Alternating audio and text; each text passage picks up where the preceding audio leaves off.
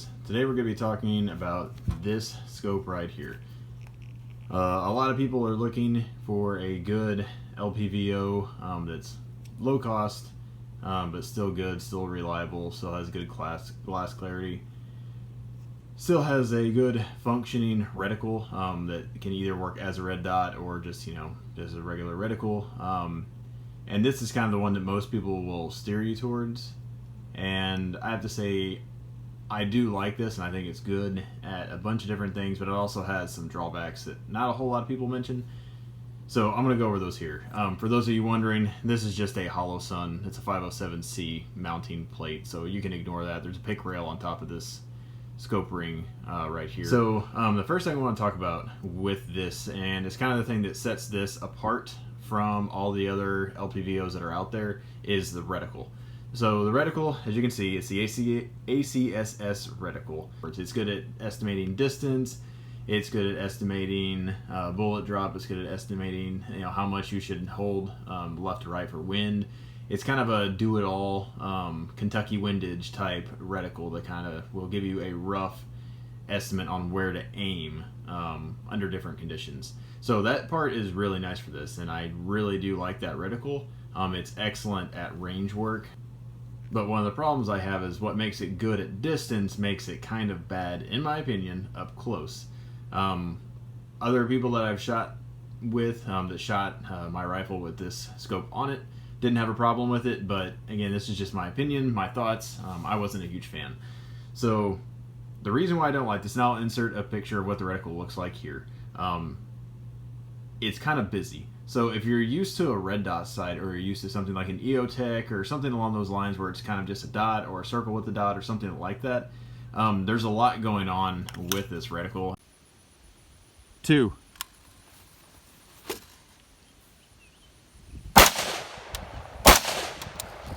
5.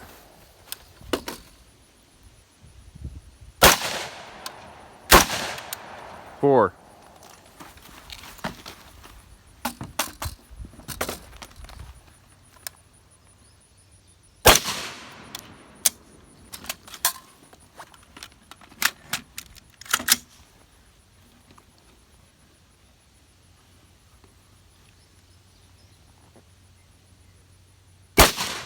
6. Wow.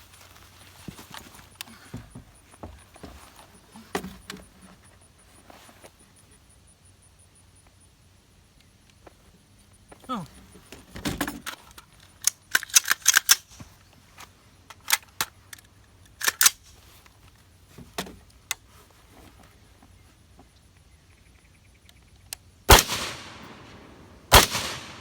One.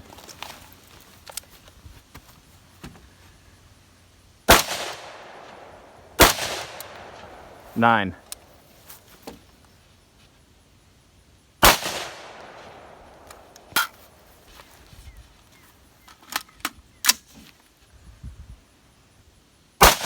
7.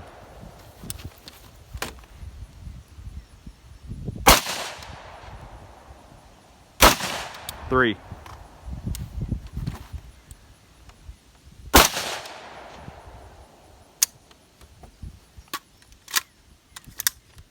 'You can see the reticle, you can see the range estimation where you hold, and I'll leave a diagram here what all those things mean. But you can see that reticle is very, very busy. So normally you would be looking and aiming with that center point, the horseshoe with the dot in the center, and that's your aiming point. And while that works just fine, at distance, something I found that whenever you're doing CQB type stuff, say you're going through your house or a small building or whatever, or even outside, within 25 yards, say inside of 25 yards, that reticle is so busy, you kind of forget what part to aim with. And it's a training issue, 100% it's a training issue, but it's not as intuitive as a normal red dot would be. So in my opinion, this does not function like a red dot. And most red dots are very intuitive. You put the dot on the target, you pull the trigger, you're done. With this one, it kind of makes you think for a few seconds, or split second before you actually take the shot. Is that a big deal? Not really. Again, you can train around it, but just know it's not as intuitive as a red dot. You're gonna have to train with it some before you get used to it, and you will get used to it. It just takes, again, more training, and it's just a tad bit slower because the reticle is so busy. I would prefer, and again, now this reticle is fantastic at distance, 100%. It's awesome. Wouldn't change a thing when it comes to distance. But something I would like to see maybe that they could do is, I don't know, maybe add another ring around that or widen that ring. I know that ring is used for, and for adjustments, but I would prefer just to see that bigger, just so it kind of brings in your eye to the circle more than all the stuff underneath it. Because right now it kind of just looks like a Christmas tree, and you're aiming with the star on the Christmas tree, which isn't really all that intuitive. Generally, you just want to put the center of whatever the reticle is, on the target and pull the trigger, and you can't do that with this. So if they could make that ring, the little horseshoe thing, bigger, more like an EOTech, I would like that better. And because if you're thinking, oh, this will be like an EOTech, it's not. The ring around that dot is not nearly as large as it is on a EOTech. It's maybe about a third of the size, something like that. So something I'll mention too, this is not necessarily the reticle itself, but just kind of the illumination with the reticle. If you're going to be using this for CQB, you're going to want to, in my opinion, use it without the illumination. The illumination on here makes you really kind of focus on the reticle itself instead of on the target. And if you've never used an LPVO before, it's not as intuitive as using a red dot. So with the red dot, you basically are looking at your target. The optic is just more or less in your way, and your eyes are working together to create an image, and it just looks like the dot's on the target. You're not actually looking at the dot itself. With this, it kind of gives you tunnel vision, and you're kind of forced to look down here. Now, you can still keep both eyes open and look at your target, but at least with me, and again with practice it'll get better, but with me, as you're looking down here, you kind of get tunnel vision, and so I find myself getting sucked into this tube instead of being able to threat focus like you should be. So in that aspect, I don't like this as much as a red dot. But the reticle itself, it's easier to use as a red dot whenever you don't have the illumination on, which kind of is counterproductive. But this one, if you use the illumination and you turn this illumination on, as you can tell, even if you turn the brightness down, that red is just really, really distracting. And again, because it's a giant Christmas tree, it's just too much, in my opinion, for up close. So if you're going to use this, in my opinion, get an offset red dot if you want to use that rifle for CQB stuff as well as long range. Because in my opinion, this is just too busy to use for CQB in of itself. I mean, it can be done, but you're just going to have to do a lot of training. I don't think most people are going to, and then they're going to be discouraged by using this for a small amount of time, and they're not going to like it. So that's just my opinion. So with my long spiel about the reticle, let's talk about the brightness of it itself. So it has, as you can see on here, there's 11 adjustment knobs. So it goes from 1, you can rotate it all the way around, to 11. What I've found is it's not daylight bright. So if you use this on a cloudy day, or even a sunny day, but it's not noon, or you're not in the desert and it's not super bright outside, the reticle is adequate, the brightness is, if you turn it to 11, and pretty much anytime during the daytime, you're going to have to turn it to 11, because if you turn it to 10, you almost immediately lose it. And I'll insert a video clip here so you can kind of see what that looks like. Alright, so here's a good representation of what it looks like in bright light. Again, this isn't even as bright of a day as it was at the range the other day. It was completely sunny, no clouds. Right now, it's still partially overcast, and you can see that reticle kind of disappears. It's still visible, but it's not as bright as it should be. So this reticle, or this scope, is not going to be as bright as a red dot would be. So again, there's the black. I think the black actually has more contrast, and during the daytime I would just leave that. Personally, here's with it on the brightest setting. It does stand out a little bit more, and again, right now it's overcast. The sun went behind some clouds. So if it's overcast, it works pretty well as a red dot. But as soon as you turn it down, this is just one setting down, it pretty much disappears. So really, the illumination is only good for, in my opinion, at dusk or in the morning or at night. I recorded that, again, it wasn't super bright outside. It was actually overcast, but the sun was shining on a few things, so that kind of gave you an idea. But just know, if it's really bright outside, you're not going to be able to see the red. You can turn it on to 11 and you can kind of see it, but it kind of disappears. So what I do is, during the daytime, I don't use the illumination whatsoever. I think the illumination is good for whenever it's dark outside or getting dark. It helps you pick it up easier. Or if you're going through, like, you know, a building and the lights are dim, obviously you'd want that contrast with the light on there, because you're not going to be able to see a black reticle in a dark environment. The glass clarity on this thing is amazing. So whenever you're looking through here, it's very hard to tell that you're actually looking through anything that has glass or anything in the way. It actually looks like you're just looking down a hollow tube with nothing in the middle, like you're looking down a toilet paper roll tube or something, because there's very little, I can't really tell, color change between looking down here and looking outside. There is a slight, and I mean like just barely noticeable, you have to really stare at it to see it, fishbowl around the very edges of the glass, but I mean it's so negligible you'll never really even notice. You just have to kind of look for it, but whenever you're using it, you don't notice it whatsoever. So here's what the reticle looks like with no illumination, and you can tell the glass clarity on this thing is awesome. If you look off to the side, the color looks identical to what you can see through here, and you can see the reticle. It's kind of busy for my liking. I'll talk about more of that later in the video, but you can see the black pretty well. It has pretty good contrast. This is at 1 magnification.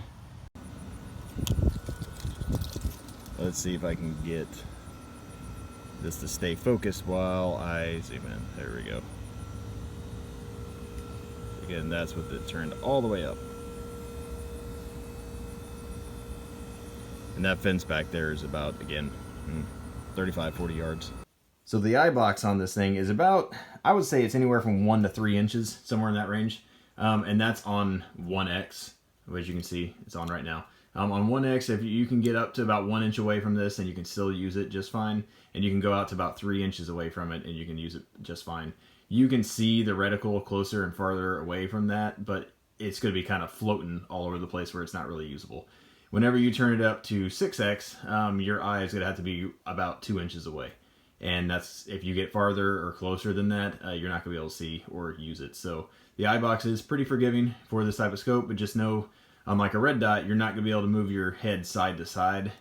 So this way to this way, or up and down, and still be able to see it. It's more forgiving than, you know, a traditional scope would be, but not by much. So what that translates into, at least in my experience, is shooting from awkward positions. So the advantage of a red dot, and everyone probably knows this already. If you don't, I'll explain it real quick. A red dot allows you to shoot from really awkward positions because your eye doesn't have to be in just the right spot behind here in order to see the reticle and be able to take a shot.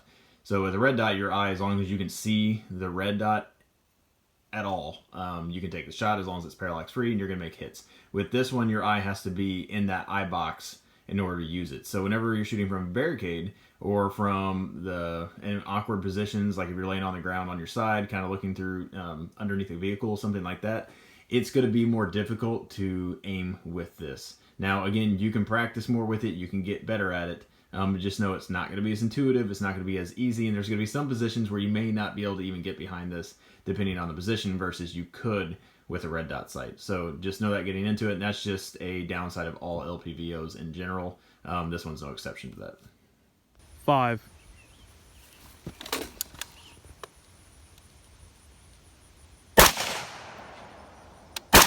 3.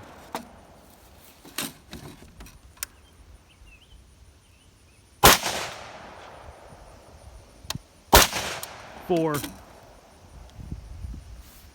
Bottom right. There we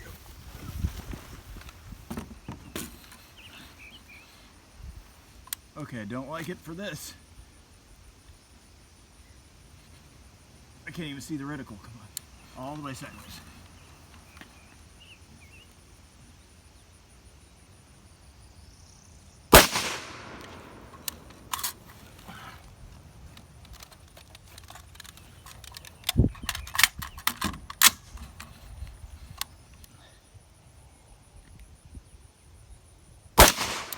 Ten.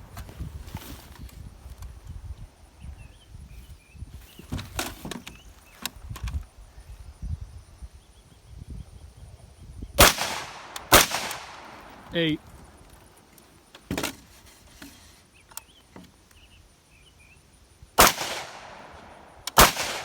9.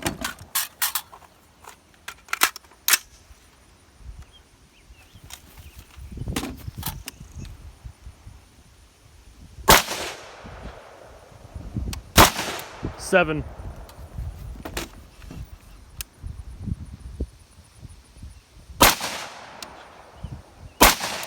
1.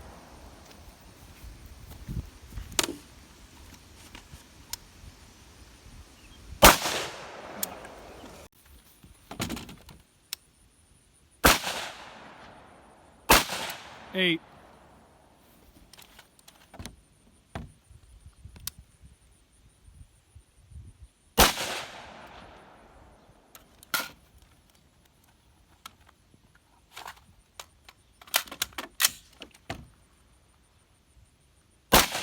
2.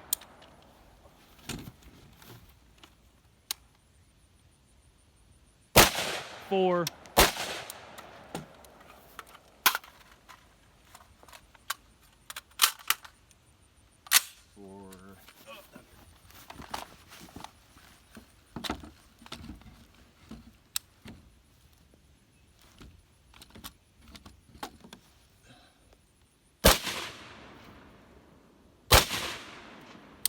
10.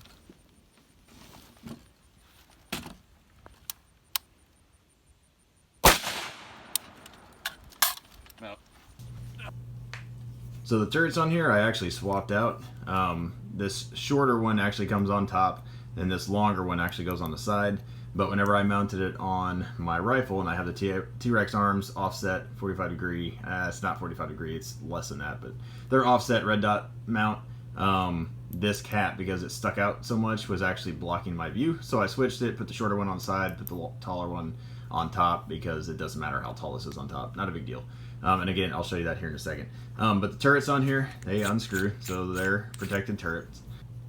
So you can see there's little grooves right there that'll allow you teeth to allow you to spin it either direction. And whenever you zero it, it's very positive clicks either direction. So I don't have a problem with that.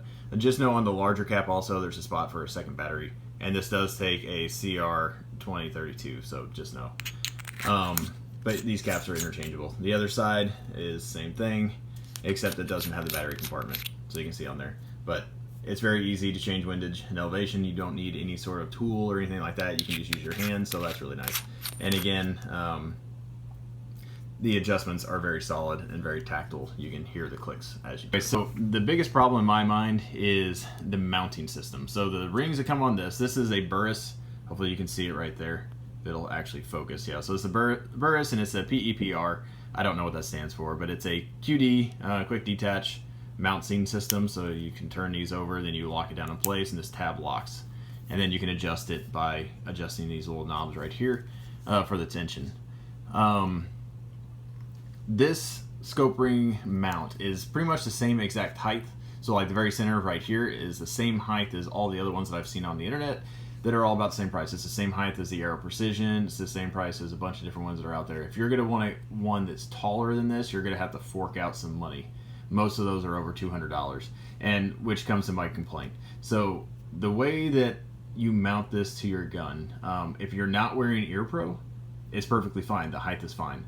But if you are wearing ear pro and you have to smush your face down to try to get behind this thing, which you're going to because the mount isn't that high, it's really hard to get a good cheek weld and get consistently behind here to where you can aim with certain ear pro. So for instance, when I was wearing the Howard lights are kind of lower setting on your face, and they also stick out a little bit because they're not super thin at the bottom.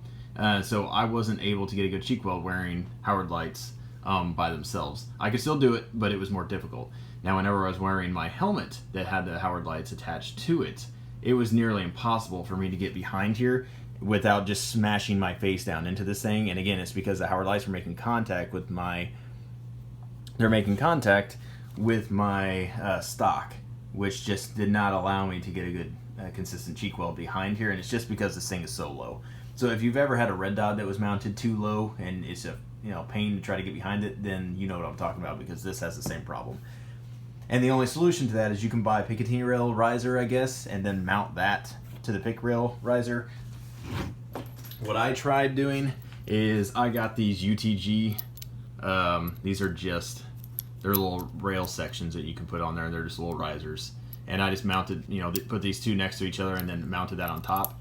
And that worked, but it looked really goofy and it added more weight that I didn't like. But again, these were pretty cheap. I think these things were like $6 a piece, $7 a piece. They were really cheap. So that's a way to do it. Just know you're going to add a ton of weight. And again, the rifle that this was on was not a super heavy gun, so I wanted to try to keep it light, but that was just kind of annoying. But just know you're going to have to spend a lot of money on a mount if you want this thing to be higher. Now, a way you can get around that, and let me grab my helmet real quick.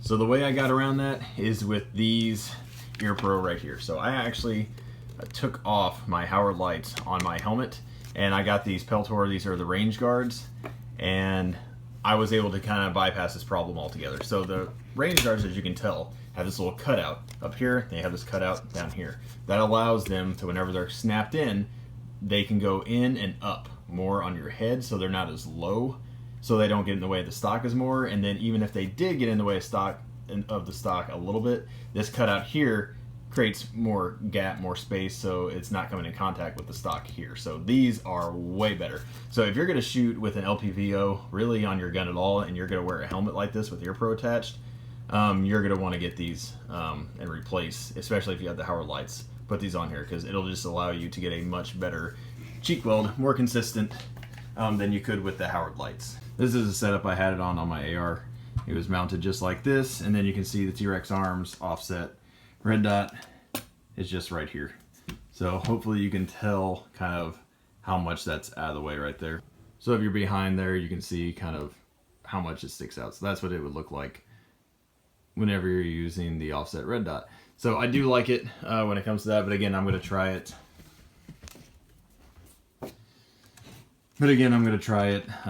Mounted on top to see if I like that. But in use, kind of my opinion on this, and again, just my opinion, your experience may vary. I don't really like it as much as I do a red dot. This, in my opinion, does not replace a red dot sight. Outside, say 50 yards and further out, it's fine, and I don't think you would need a red dot. If this gun was, you know, you're just guaranteed to only need it 50 yards and out, this would be just fine. But inside of 25 yards especially, you're going to want an offset red dot or a red dot mounted on top or something. You can use this up close. You absolutely can. Just know you're going to be slower, and you're going to have to train with it a lot more than you would a red dot, because it's just not as intuitive. It really does give you tunnel vision. Like, you, as much as I try, I can't threat focus with this. I just always end up staring down the tube, and then my left eye just isn't seeing things. I mean, it's seeing something, but I'm not really focused on that because I'm looking down. And if you've ever aimed with the scopes at long range for long periods of time, your eyes will get tired, and you pretty much either focus with one or the other. A lot of people will close your eyes, which you're not supposed to, but just know that same feeling happens with this. Your eyes are seeing two different things, versus with a red dot, they're still seeing the same thing, but the red dot's just kind of in your way. This one, you are seeing two different images, and that makes your eyes more tired than they would be just looking with a red dot. So that's a negative. And so in my opinion, you're going to want a offset red dot or a red dot of some kind to go with this. And a lot of that has to do with the reticle itself. And it's just because that reticle is just so cluttered. There's so much going on there. It takes your brain a few seconds to figure out what to do with it. And again, a lot of that is a training issue. The more time you spend on it, the less problems that's going to be. But you're going to have to train your brain not to do that. So I think other reticle options out there would be better for CQB versus this one would be far superior for distance. The last thing I'll mention is, again, and I'll insert video, maybe you've already seen it, maybe I'll insert it here, of barricade work. So with me and Rhett shooting this thing, we both pretty much determined that it's very usable. You can 100% use it behind the barricades. You're just going to have to practice a lot more with it. It's not as intuitive. The sight picture on here is actually clearer than it would be a red dot. So we were shooting at 50 yards or so, and whenever we were shooting at that distance, it was easier to make good hits with this because the sight picture was just more crisp and clear versus whenever we're shooting with a red dot. I won't say it's fuzzy, but the red dot isn't as precise, or it didn't feel as precise as aiming down this. And even though this was on 1x, it just felt like a crisp, cleaner picture than what the red dot did. So maybe that's just our eyes, but that's kind of what we both noticed. So hopefully y'all appreciated this video. This cost me, I think it was around $300 whenever I bought it. You can buy it from Primary Arms. They have sales all the time. Sometimes you can get the mounts for free to come with it. Obviously, this mount came separate. I bought this mount too. They'll come with kind of a cheaper, probably $50 value scope or mount that you can sometimes get with it for free. So that's nice. You're probably going to want to replace it with something though, because it just uses basically nuts to kind of tighten down. It's not anything special. But you can get these for around $300, and for $300, I think this is a solid option. This scope, I would say, is probably duty ready in that if you're a police officer, for home defense, something like that, where your rifle wouldn't be getting beat around a lot. But I wouldn't trust this necessarily for, say, if you're dragging it through the woods for extended periods of times or something like that. It's not durable enough to handle that, but it is durable enough to, I think, handle 90-95% of most of the people, what they're going to do with it. Again, for home defense or put it into a truck gun, something like that, is probably going to be just fine. Durability is excellent for what it costs, but it's just not a bomb-proof option. It's not going to be as durable as something like your EOTech or your Aimpoint, something like that. And that's just because of the way these are designed. They're not as tough. But hopefully y'all appreciate this video. If you do, give us a like, subscribe to the channel if you like this. This is one of the cheapest options out there that still offers really, really good quality. So that's one of the reasons why I want to review this. But anyways, hopefully y'all liked it, and have a good one.